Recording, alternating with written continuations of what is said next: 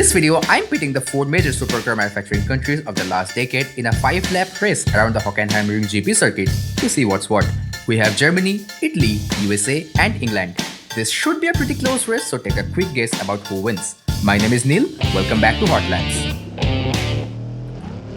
A good launch allowed me to get past the 570S at the very start, and I thought I was getting past the 600 LT as well, but that car's straight line speed is just mind-boggling. It crept up on the inside and then just look at it gap me from the exit of turn 1. I followed it and got past the ZR1 Highwing. Fortunately though, the 600 LT got caught up by traffic in front of it and couldn't brake quite as late as it's capable of. I did manage to make a move on the LT going into turn 2 as well as the GT500 going around it in turn 4. Now turn 5 is a swooping left-hander. Now you can see me catching up to the M4 CSL. That car is the slowest on the straights in this company, but spoiler alert, it's going to get the fastest lap in this race. But look at that 600 LT making a move on both the GT500 as well as the M4 CSL going into turn 6. Coming out of turn 6, and I found myself side by side with the Huracan Performante. It's slightly faster than my AMG GT R on the straights, but I did manage to outbrake it going into turn 7 and almost went off track on the exit. But somehow I did manage to make the move stick. So my job was now to catch up to the front runners, the AI AMG GT R as well as the Ferrari 488 GTB. A few minutes later, you can see in the rearview mirror that coming out of turn 6, the 600 LT did get past the Huracan Performante, which means I had to catch up to the 488 GTB in front of me before the 600 LT could catch up to me. Further few minutes later, now in lap 3, going into turn number 2, I was right behind the 488 GTB, but then again the 600 LT was catching up so fast. I knew that in the swooping left-hander that is turn 5, the 488 GTB is going to pull away from me, whereas the 600 LT was going to hunt me like a madman. Well, I had to nail the brakes going to turn 6 to have any hope of holding back the 600 LT and making a move on the 488 GTB before the 600 LT makes a move on me. Well, coming out of turn 6, I did try my best and even had a couple of contacts with the 488 GTB, but I didn't quite manage to make a move coming out of turn 6, but made up for it again around turn 7, exactly where I overtook the Huracan Performante as well. Well, it turns out that the AI cars take a wider than usual line around turn 7 for some reason, and I'm talking about all the AI cars here. I don't know, maybe because this track is actually a mod or something? I'm less sure. What I knew was that the 488 GTB was going to hold back the 600 LT for a while, because while the 600 LT is faster than the 488 GTB on the straights, the 488 is no slouch in its own right. However, I was going defensive against the 600 LT at this point because I knew that given how close the 488 was behind me, if the 600 LT did manage to make a move on the 488 at this point, there were still a couple of laps left in this race and I was not going to be able to defend against the 600 LT for that long. However, the 488 could, especially with its straight line speed, so I had to make sure that in the corners I put enough gap between myself and the Ferrari so that I don't hamper its braking, corner entry and exits, because against that 600 LT, the Ferrari needs a perfect lap to have any chance of not being overtaken. Meanwhile, I was catching up to the AI AMG GT R, and it was the only car at this point standing between me and P1. So if I managed to make a move on that car at this late stage with just 1.5 laps remaining, I could safely say that the race was mine, especially given how well the Ferrari was defending against the faster McLaren. Although at this point I was beginning to think that the AI AMG GT R was being driven by Fernando Alonso, because well, look at it defend against me. I mean, first coming out of turn 6 and then through the sequence of corners, turn 7 all the way to turn 11, it managed to stay right ahead of me despite my best efforts.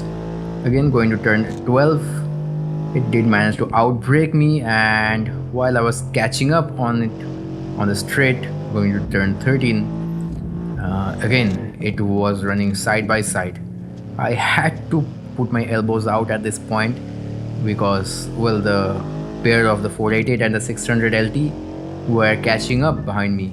So with slightly more aggression than I'm comfortable with, although without any contact somehow, I did manage to make a move on the AMG GTR and gain P1.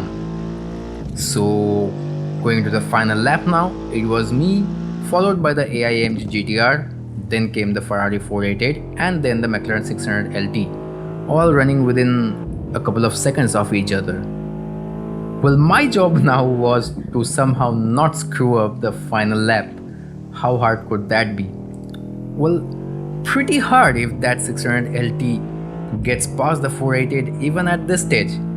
Because yes, the AMG GTR is pretty strong on braking and cornering, but it's the second slowest car in this race after the M4 CSL, so that 600 LT with its rocket ship like straight line speed will get past that AMG GTR, the AI one, on the shortest of straights really.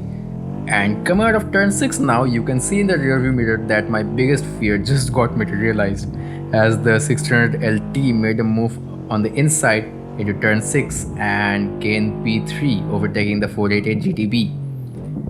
Well, will the AMG GTR be able to defend against it for the rest of the lap? One way to find out. I started to push like a madman at this point, even in this late stage, trying to put as much air between me and the AI AMG GTR as possible. Because, and I do realize that I am sounding like a broken record at this point, but I am terrified of that McLaren. Look, Sector 3 is not my strong suit from the get-go, and if that McLaren gets P2 at this point, it's just a question of me screwing up one corner, which is very likely in Sector 3. But it all came to an end as I finally got around turn 17 and crossed the line to take P1. Interestingly, the AI AMG GTR did a good job as well, getting P2. Well, onto the race results now. Here are the results, and as you can see, it's a 1-2 for the Mercedes-AMG GTR, yeah. P3 for the 600 LT, which did get past the Ferrari 488 GTB in the final few corners. The Ferrari finishing in P4, followed by the BMW M4 CSL, which is a real surprise. I mean, it's the only car in this race that's not a supercar. I mean, even the Shelby GT500 with 760 horsepower, that car's performance is bang on in the middle of the supercar territory. The C7 ZR1 Highwing, okay, here's the thing. The ZR1 as well as the 600 LT are faster than any other car in this race. The reason the 600 LT finished P3 while the ZR1 is stuck in P6 is because the 600 LT makes better overtaking moves in the hands of the AI. The ZR1 just doesn't. Okay, the Huracan Performante was wearing the hypercar road tires, whereas the faster tires were available. That car is not even a mod, it's an official car, and I had to handicap that car with the hypercar road tires because with semi-slicks in that car, I have managed to beat the lap record of the McLaren Senna around the Mazda WeatherTech Raceway Laguna Seca. It's no more the Mazda Raceway.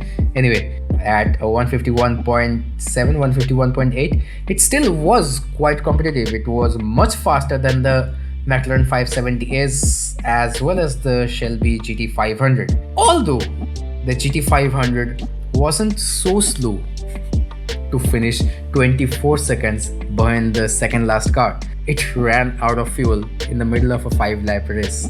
And yeah, it's it's a dumb shortcoming of the the mod, and I did try to figure it out. I did try to fix it and didn't work out. The 570S was never going to win this race. It's here to make numbers, 2 cars per country. But the 600 LT definitely did do England proud. But today in this particular race, it's Germany for the win. So that's it for today. Let me know your thoughts about this video down in the comment box below. Also, if you have a favorite car or a track that you want me to feature in a future video, let me know about those as well and I shall try to cover them. While you're down there, hit like if you liked it, share if you loved it. Check out this video where I race some other road legal track focused supercars around the Nürburgring GP circuit. I'll see you there. Until then, drive hard, drive safe. Take care.